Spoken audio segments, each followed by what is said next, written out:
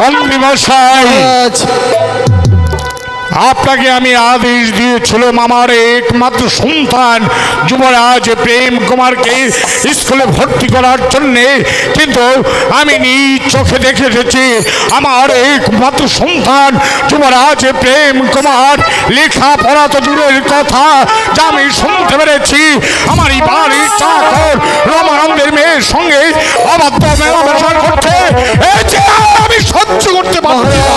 আমি ওকে ভয় ভাবছি, কারণ আপনার মাত্র সন্তান যুবরাজ প্রেম কুমার যদি এইভাবে উঁচু মাথা নিচু করে দিতে পারে, তাহলে বিশাল বিজয়নগরের হাজারো হাজারো জনসাধারণ কি তাই মেনে নেবে? প্রয়োজন হলে বিজয় কুমারকে প্রাসাদে সেখানে তাকে জিজ্ঞাসা করা হোক। কথা নয়, সে যে অপরাধ করেছে আমার একমাত্র সন্তান বলে আমি তাকে মার্জনা করবো না, তাকে আমি উপযুক্ত শাস্তি তাকে আমি দেব। এই কে আছিস? সেনাপতি মান সিংহ। হুঁশিয়ার, সাবধান, জানি না প্রথমবারের মতো কেন মহারাজ আমাকে রাজ দরবারে স্মরণ করেছে, তাই তো আমি গিয়ে দেখে আসি। জয় হোক মহারাজ, জয় হোক। সেনাপতি মান সিংহ, এই মুহূর্তে তুমি আমার আদেশ দিয়ে চলে যাবে, যুবরাজ প্রেম কুমারকে যেখানে যে অবস্থায় পাবে আমার আদেশ জানিয়ে বলবে। সে যদি আমার আদেশ অমান্য করে তাহলে তাকে বন্দি করে নিয়ে আসবে আমার রাজদরবারে। মহারাজ, আমার মনে বলছে আপনাকে এমন একটি কঠোর আদেশ দেওয়া ঠিক হয়নি, কারণ যুবরাজ প্রেম কুমার হয়েছে আপনার এই বংশের একটি প্রদীপ, তাই তো তাকে সসম্মানে প্রাসাদে এনে জিজ্ঞাসা করলে হতো না। মহারাজ, মন্ত্রী মশাই, আপনাকে আর জ্ঞান দিতে হবে না, সে আমার একমাত্র সন্তান। আর যদি তাকে আমি সন্তান বলে মার্জনা করে দেই তাহলে রাজ্যের প্রজা সাধারণ আমার আঙ্গুল দেখে বলবে, এই বিজয়নগরের রাজা তুমি তোমার একমাত্র সন্তানকে ক্ষমা করে দিয়েছ। আর কোনো কথা নয়। মহারাজ, আপনি যখন আদেশ দিয়েছেন এই মুহূর্তে আমি উল্ফার ভেঙে ছুটে যাবো বিজয়নগরের রাজ্যে, যে কোনো প্রান্তে থাকুক না কেন যুবরাজ প্রেম কুমারকে শৃঙ্খলিত করে নিয়ে আসবো আপনারই রাজ দরবারে। জয় হোক মহারাজ। সেনাপতি মান সিংহ, আমি মন্ত্রী হয়ে আপনাকে বলছি, মহারাজ আপনাকে হুকুম দিতেই পারে, তাই বলে কি আপনি পারেননি যুবরাজ প্রেম কুমারকে অন্যায়ভাবে শৃঙ্খলিত করে? আমি বিজয়নগরের ভাগ্যবিধাতা, আমারই আদেশের উপেক্ষা না করে আমার বিরুদ্ধে আচরণ করছো সাহসে। হ্যালো, আমি যাচ্ছি মহারাজের বাড়িতে আমার বেতন নিয়ে আসতে। মহারাজের জয় হোক। মহারাজ, আমার দিন মজুরিটা দিয়ে দিন মহারাজ। দিন মজুরি?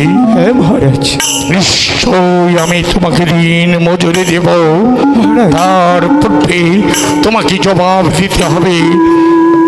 তুমি আমার একমাত্র সন্তান যুবরাজ প্রেম কুমারের পিছনে লেলিয়ে দিয়েছ তোমারই রূপ লালন একমাত্র সন্তান। আলোকে বলো, জবাব দাও, কেন তুমি আমার একমাত্র সন্তানের পিছনে লেলিয়ে দিয়েছ? মহারাজ না, আমি তো দিন রাত আপনার বাগানে চাকরি করছি, আলোকে আমি আপনার সন্তানের পিছে লেলিয়ে দিইনি মহারাজ। মিথ্যে অপবাদ আমাকে দেবেন না মহারাজ, আপনি আমার দিন মজুরিটা দিয়ে দিন।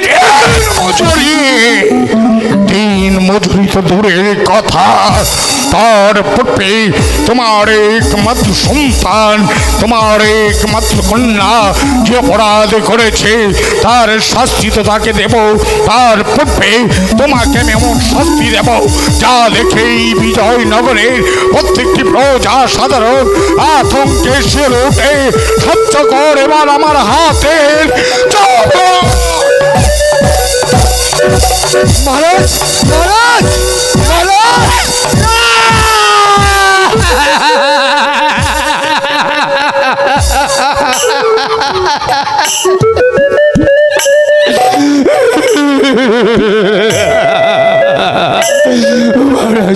মহারাজ একটি বার আমাকে দয়া করুন মহারাজ।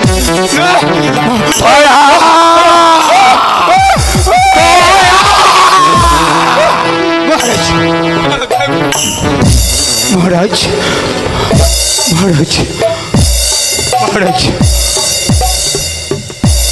তাই তো আমি এই মুহূর্তে তোকে আদেশ করছি, তোর একমাত্র কন্যা আলোকে নিয়ে আজ রাতের মধ্যে এই বিজয়নগর রাজ্য ছেড়ে চলে যেতে হবে। এ হয়েছে বিজয়নগর রাজা।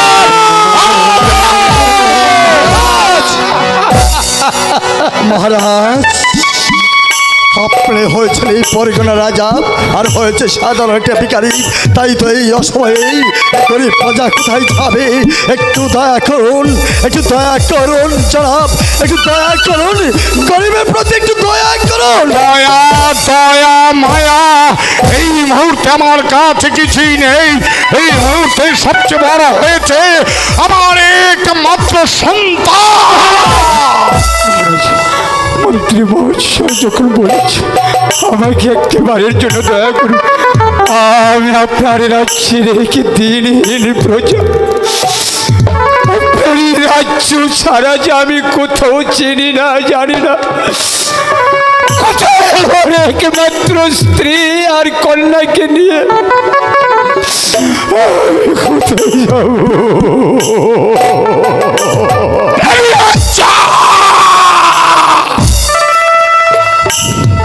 বেরিয়ে যা।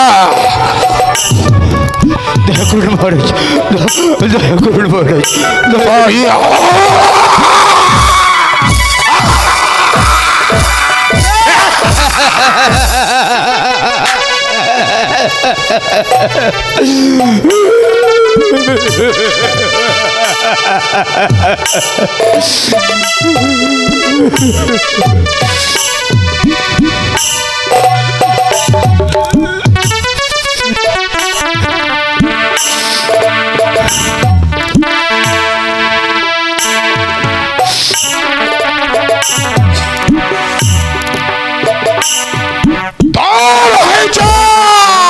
মহারাজ, ধৈর্য ধরুন মহারাজ।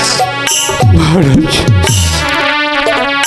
এত কাকুতি বিনতি করার পর যখন আপনার এই বিশাল রাজ্যের একটি কোনো আমার স্থান হলো না, আপনি হয়েছেন এই বিজয়নগরের বাদ্য বিধাতা।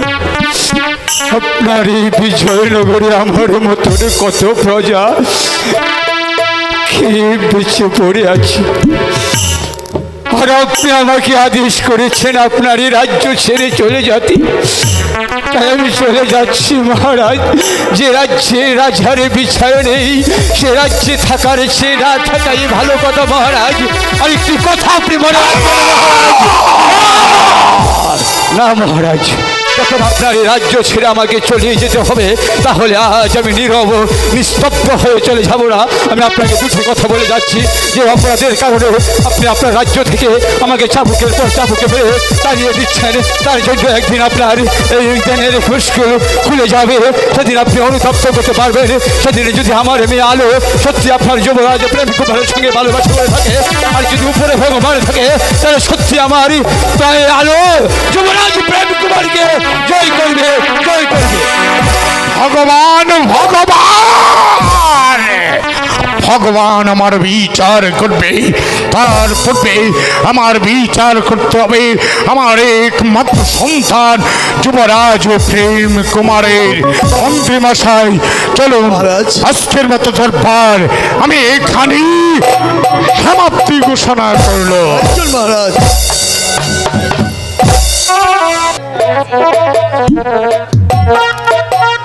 রাজার কঠোর আদেশ, এই রাজ্য ছেড়ে দিয়ে অন্য রাজ্যে চলে যেতে হবে। গো ঠাকুর, তুমি বলে দাও, ঠাকুর তুমি বলে দাও, এই রাজ্য ছেড়ে আমি কোথায় যাব ঠাকুর? কোথায় গিয়ে আমি আমার স্ত্রী কন্যাকে নিয়ে মাথা খুঁজবো ঠাকুর?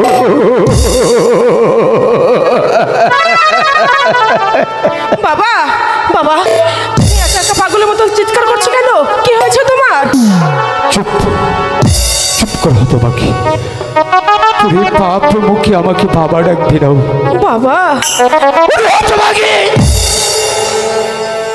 কি করেছিলাম আমি তোকে জন্ম দিয়ে?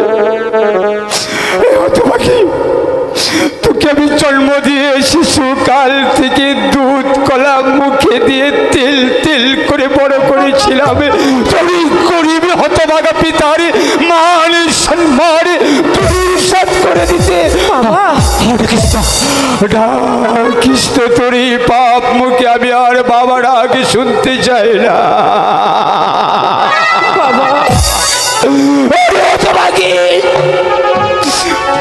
আমি যদি জানতাম তোর পিতার মান সম্মান নিয়ে তুই পুতুল খেলবি, তাহলে শিশুকালে তোকে লালন পালন না করে তোকে আমি শিশুকালে গলা টিপে হত্যা করতাম রে হতভাগী, গলা টিপে হত্যা করতাম। আমার মেয়ে আলো কি অন্যায় করেছে? তুমি আবার কিছু প্রশ্ন করেছ, তোমার মেয়েকে অপরাধী করেছি। তোমার মেয়ের কারণে আজ তুমি আর আমি যে সাগরে ভেসে যেতে হবে। মেয়ের জন্ম দিয়ে কি আমি পিতা হয়ে তুমি মা হয়ে অপরাধী করেছিলে লীলা, অপরাধী করেছিলে। সবাই মিলে আমরা একসাথে মরবো।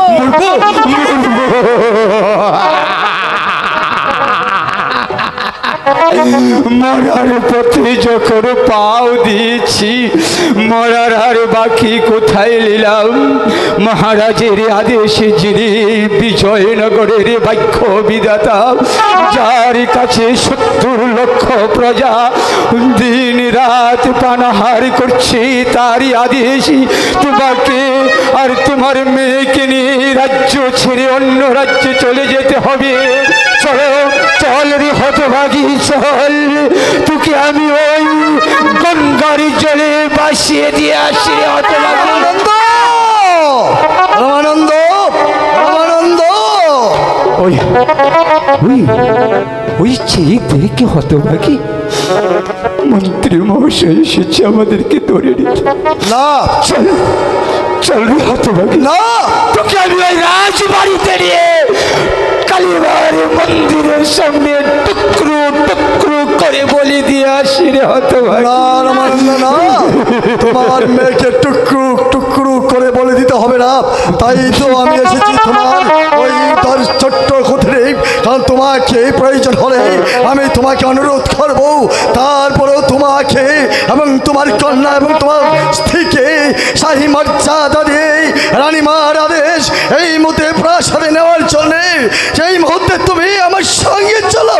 মন্ত্রী মহাশয়, রামানন্দ, একবার আপনি আমাদেরকে মহারাজের রাজ দরবার থেকে চাবুক মেরে ক্ষত বিক্ষত করে আমাকে রাজ্য ছেড়ে চলে যেতে বলেছিলেন।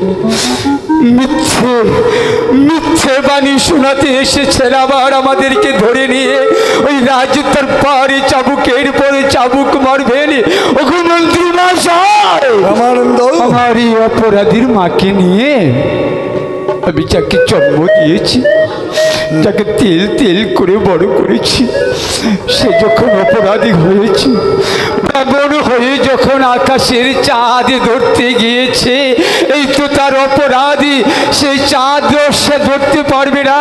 তার চেয়ে ভালো তাকে আমি ওই কালীমার মন্দিরে নিয়ে টুকরো টুকরো করে বলে দিয়ে আসি। মন্ত্রী রামানন্দ, না, তুমি ভুল করেছো রামানন্দ, তুমি ভুল করেছো, আমি ভুল করেছি, ভুল করেছে মহারাজ স্বয়ং। কারণ প্রেম এই জগতে বাস্তব হয়ে আছে, স্মৃতি হয়ে রয়েছে। নইলে সিঁড়ি কেন পারহাতকে ভালোবেসেছিল, লাইলি কেন মজনুকে ভালোবেসে বনে গিয়েছিল, কেন কেন জলেকে ভালোবেসেছিল? যদি ওরা প্রেম মিথ্যা হতো, তাহলে আজ আজ ওদের প্রেমিক কেন মিথ্যা হবে? চলো চলো, আজ তোমাদেরকে নিয়ে সেই প্রেমের ইতিহাসে লেখা থাকবে। আলো আর যুবরাজ প্রেমিক কুমার প্রেমিককে জীবিত রেখেছে। চলো চলো আমার সঙ্গে চলো। শুনেছিস মন্ত্রী মহাশয় কি বলেছে? রাধা কৃষ্ণের প্রেমে যেমন স্বর্গে ইতিহাস হয়ে আছে, লাইলি মজনুর প্রেমে যেমন ইতিহাস হয়ে আছে, তেমনি তোকেও ধরে নিতে এসেছে। যুবরাজ প্রেমী কুমারের সঙ্গে তোর প্রেম এই বিজয়নগরের বাণীতে লেখা থাকবে অক্ষরে। প্রেমী কুমারের ভালোবাসা গরিব হলেও সে মিথ্যে ছলনা দেয়নি। চলে আয়, চলে আয় হতভাগী, তোকে আমি ওই রাজপ্রাসাদে নিয়ে যাব।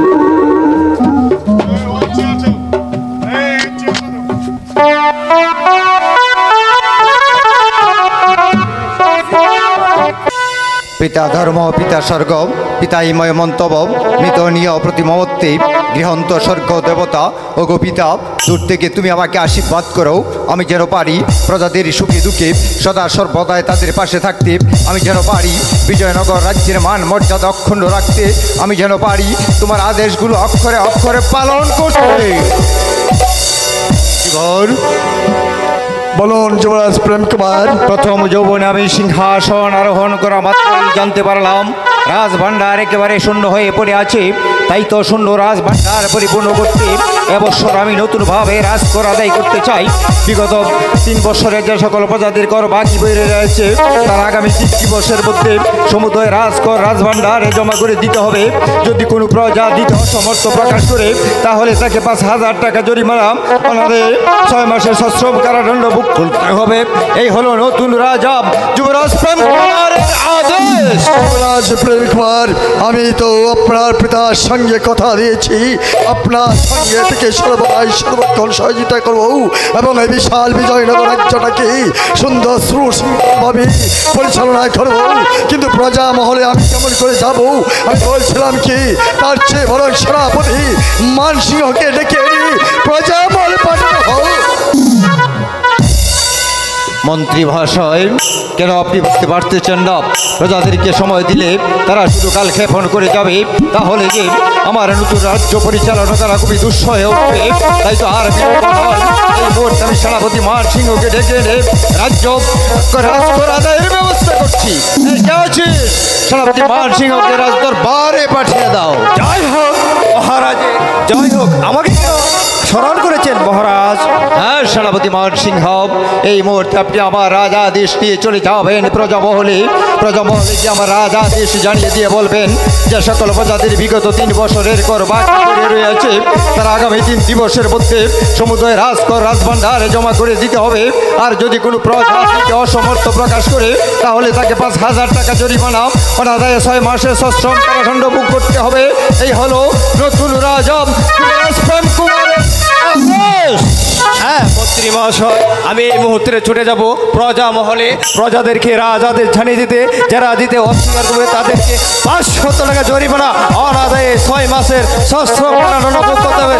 এই হচ্ছে আমাদের নতুন রাজা যুবরাজ প্রেম কুমারের আদেশ। শোনো সেনাপতি মানসিংহ, আমি তোমাকে একটি কথা বলতে চাই। তুমি হয়েছো আমার এই রাজ্যের প্রধান সেনাপতি এবং বিখ্যাত সেনাপতি। যাবার পূর্বে আমি আপনাকে একটি কথা বলতে চাই। প্রজা মহলে যাবে নিশ্চয়ই, কিন্তু প্রজাদের কাছে জোরপূর্বক ভাবে তাদেরকে রাজকর আদায় করতে না হয়, এটা হলো আপনার কাছে আমার অনুরোধ। মন্ত্রী মহাশয়, প্রজারা যদি রাজকর দিতে অস্বীকার করে, তাদেরকে কিভাবে রাজকর আদায় করতে হবে সেনাপতি মানসিংহের ভালো করে জানা আছে। কথাটা মনে থাকে যেন। চলি মন্ত্রী মহাশয়, চলি। ও ভগবান, একই পরীক্ষা আমাকে পেলে। আমি তো মহারাজকে এই সিংহাসনের সম্মুখে দাঁড়িয়ে তার সঙ্গে আমি অদা দিয়েছিলাম, তার সন্তানের সঙ্গে থেকে এই বিশাল রাজ্যটা সুন্দর সুশৃঙ্খলভাবে পরিচালনা করবো। কিন্তু অবুঝ ভালো দেখো, বুঝতে শিখে নেই কীভাবে রাজকার্য পরিচালনা করবে। যদি বুঝতে শিখত, তাহলে এমন কঠোর আদেশ না দিয়ে সে বলতো, যাও সেনাপতি মানসিংহ, প্রজা মহলে গিয়ে আমার আদেশ চালিয়ে বলবে তারা যেন সম্মানে প্রভু, তুমি আমাকে সহায় করো, তুমি আমাকে সহায় তাই কর।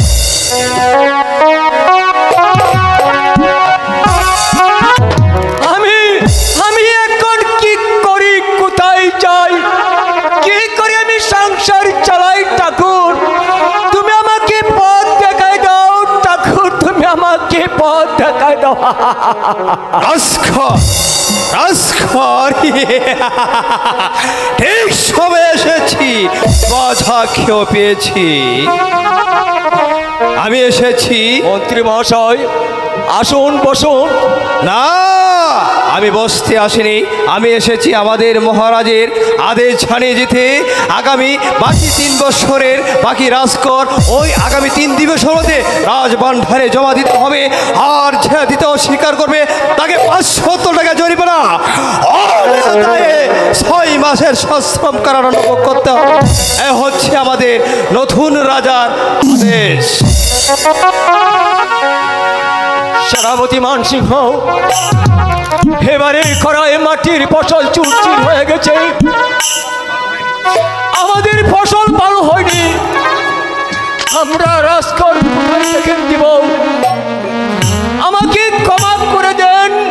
না, তোদের কোনো ক্ষমা নেই, তোদেরকে রাজখর দিতে হবে। আর যদি রাজখরকে বাবাজি আদায় করতে হয় তাও সেনাপতি মানসিংহের ভালো করে যাবে। বল রাজখর দেবে কিনা? রাজখর দেবে কিনা? না, কোথায় থেকে দিব আমি রাজকর? আমাকে ক্ষমা করে দেন।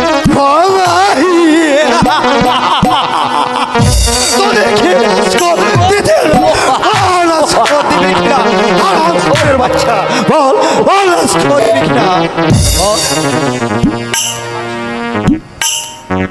সেনাপতি মানসিংহ, এবারে খরায় ফসল ভালো হলো বলে রাজকর দিতে পারিনি, তার পরিবর্তে আমার পৃষ্ঠে পড়েছে চাবুক। শুধু তাই নয়, শুনুন সেনাপতি মানসিংহ, রাজকর আমি দিব না, এই রাজ্য থাকবো না। যে কঠোর আদেশ করেছে তাকে আমি রাজা বলে স্বীকার করব না। বাচ্চা, আমরা যাকে রাজা বলে স্বীকার করি তারা সামান্য রাজা হয়ে রাজা বলে স্বীকার করবে। জানিস জানিস তোদের কি করতে পারি? তোদের বাড়ি ঘর ছাড়িয়ে পড়ে আমি ছাড়খাড় করে দেবো। রাজকর দেবে কিনা? রাজকর দেবে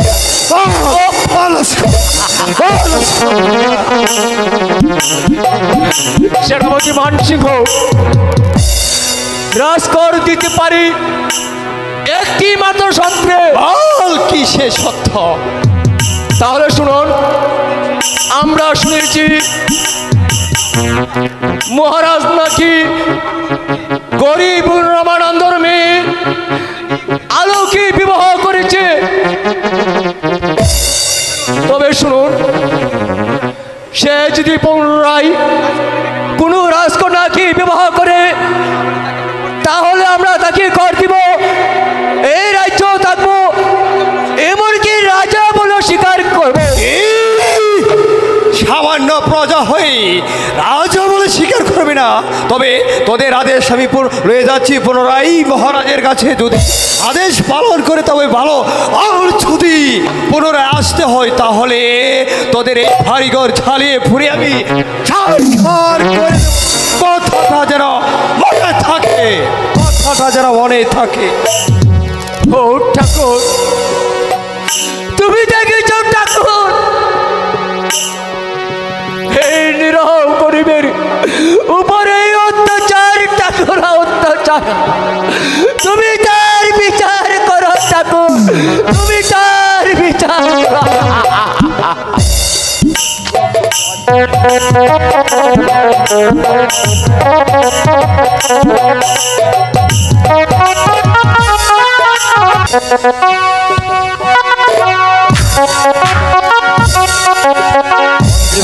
মহারাজ, সেনাপতি মান সিংহকে পাঠিয়েছিলাম রাজ আদেশ প্রজাদের মধ্যে জানিয়ে দিতে, কিন্তু এখন পর্যন্ত সে ফিরে আসছে না কেন? তার কোনো কারণ আমি বুঝে উঠতে পারছি না। মহারাজের জয় হোক, মহারাজের জয় হোক। একই সেনাপতি মান সিংহ, আপনি হয়েছেন আমার রাজ্যের প্রধান সেনানায়ক, আমার রাজ্যের সবচেয়ে শক্তিশালী বীর পুরুষ। আজ দেখি প্রজামহল থেকে ফিরে এসে কাপুরুষের মতো মাথা নিচু করে আমার সম্মুখে দাঁড়িয়ে আছেন। বলুন কি হয়েছে? মহারাজ, সেই কথা বলতে আমি সাহস পাচ্ছি না মহারাজ। সেনাপতি মান সিংহ, আমি বিজয়নগরের ভাগ্য বিধাতা যুবরাজ প্রেম কুমার আপনাকে অবদান করলাম। আপনি নির্ভয়ে খুলে বলুন কি হয়েছে? মহারাজ, প্রজারা দাবি জানাচ্ছে আপনি গরিব কন্যা রমানন্দের মেয়ে বিবাহ করেছেন, তাই আপনাকে রাজ্য থাকবে না, রাজাদের দেবে না, এমনকি আপনাকে রাজখর দেবে না। সেনাপতি মান সিংহ, প্রজার কি আপনাকে আরো কিছু বলেছে?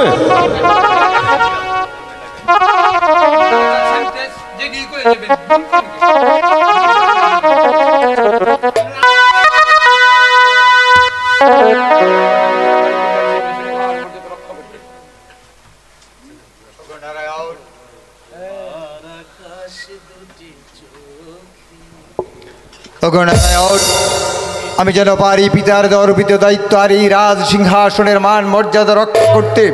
তুমি আমার সহায় থেকো নারায়ণ, তুমি আমার সহায় থেকো। পাছান মহারাজ, পাছান মহারাজ। একই সেনাপতি মান সিংহ, আপনি হয়েছেন আমার রাজ্যের সবচেয়ে শক্তিশালী বীর পুরুষ, আমার রাজ্যের প্রধান সেনানায়ক। আজ দেখছি আপনি আমার সম্মুখে এসে কাপুরুষের মতো মাথা নিচু করে থরথর করে কাঁপছেন কেন? বলুন কি হয়েছে? মহারাজ, এই কথা বলতে আমি সাহস পাচ্ছি না মহারাজ। সেনাপতি মান সিংহ, আমি আপনাকে অবদান করলাম, আপনি নির্ভয়ে খুলে বলুন কি হয়েছে? মহারাজ, বড় রানী বলুন। বড় রানী। হ্যাঁ, আমি বুঝতে পেরেছি, আমি জানি বড় রানী অসুস্থ, তাই তো আপনি এখানে একটু অপেক্ষা করুন, আমি বড় রানীকে দেখে এখনই আবার চলে আসবো। মহারাজ দাঁড়ান, বড় রানী অসুস্থ হয়নি। তাহলে কি হয়েছে? বড় রানী, বলুন। বড় রানী চরিত্রহীনা। মহারাজ, তার গোপন কক্ষে আমাকে ডেকে নিয়ে চেয়েছি আমার কাছে সেনাপতি মান সিংহ, রাজার সম্মুখে দাঁড়িয়ে রাজরানীর বিরুদ্ধে চরিত্র হননের কথা বলার সাহস আপনি কোথায় পেয়েছেন? আপনি কি জানেন এই অপরাধের জন্য আপনাকে আমি প্রাণদণ্ড দিতে পারি? আপনি যা আদেশ দিবেন আমি তা মাথা পেতে নিব মহারাজ। মা খালির দিব্যি করে বলছি, আমি সত্য কথা বলছি মহারাজ। সেনাপতি মান সিংহ মহারাজ, আপনার কথা যদি সত্যি হয় তাহলে আলোকে আমি এই মুহূর্তে দক্ষিণ গাতের হাতে তুলে দিব। দক্ষিণ মশালা নিয়ে কালীমার মন্দিরে গিয়ে হত্যা করে তার তাজা রক্ত আমাকে উপহার দিতে, তার তাজা রক্ত দিয়ে এই বিজয়নগরের মস্তরটাকে আমি ধুয়ে মুছে কলঙ্ক মুক্ত করব। আর যদি ভিত্তি হয় তাহলে প্রকাশ্য রাজদরবারে আমি আপনার গোত্র নেব। মহারাজ বলুন, সত্য করে বলুন। হ্যাঁ মহারাজ, আমি সত্য করে বলছি। মা খালি কি করে বল, ও কালী তুমি রক্ষা করো। রে শয়তানি পিশাচিনী ছেলে, তুই দিন ভিখারিণী, আমি তোকে করেছিলাম রাজরানী। আজ তুই রাজন্যকে প্রেমের যৌবনের জ্বালা সইতে না পেরে আমার সেনাপতিকে তোর গোপন কক্ষে ডেকে নিয়ে যৌবনের জ্বালা মেটাতে তার কাছে চেয়েছিস। তুই প্রেম ভিক্ষা। তুই কোথায় পালাবি শয়তানি? আকাশ পাতাল পাহাড় পর্বত নদী নালা বন জঙ্গল তন্ন তন্ন করে খুঁজে বের করে নে, আমি তোকে শিরচ্ছেদ করবো। আলো, আমি তোকে শিরচ্ছেদ করবো।